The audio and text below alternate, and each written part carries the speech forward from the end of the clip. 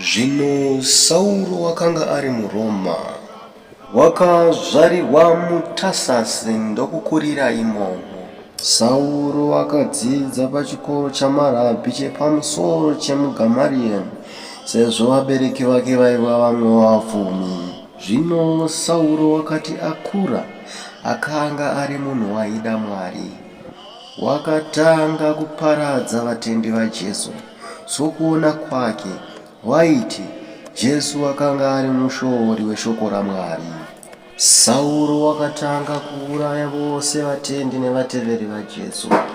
Wakanga apiwa simba rokuuraya nokusunga vatendi vaJesu nomuprista mukuru wakanga aripo pamazuva iwayo. Mumwe wevanhu vakapondwa naPauro, anova iye Stefano, anozivikanwa kuti akanga ari murume wokutanga kuurayirwa rutendo rwake rwokutenda muna Kristu Jesu. Zvaiita, Sauro waipinda mumakereke nemudzimba dzose dzavatendi vaJesu, achikakata varume navakadzi nokuvaisa mutorongo.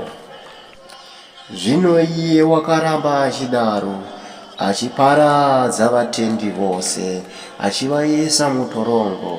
Zvino nerimwe zuva wakakumbira kumuprista mukuru tsamba inomupa tendero yokusunga vatendi vaJesu kuDhamasiko auye navo paJerusarema. Akaipiwa. Zvino wakabuda nevamwe varume vakanga ainavo ndokupinda mumugwagwa wokuenda Dhamasiko. Zvino wosvika Dhamasiko, chiedza chaibva kudenga chakamupenyera mativi ose. Panguva iyoyo akawira pasi, ndokuchinzwa inzwi guru richiti, Sauro, Sauro, unonditambudzireiko? Iye akati, ndimi aniko Ishe? Inzwi rikati, ndini Jesu waunotambudza. Iye Sauro akati, Ishe, munoda ndiiteiko? Ishe akati, simuka uende muguta reDhamasiko, uchandoudzwa zvokuita.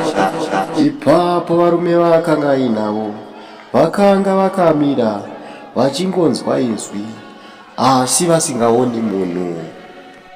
Ipapo Sauro wakasimuka. Paakavhura meso ake, haana kuona chinhu, akanga ava bofu.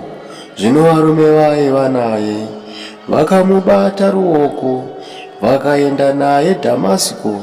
Akanoita mazuva 3 asingaoni, asingadyi, asinganwi chinhu.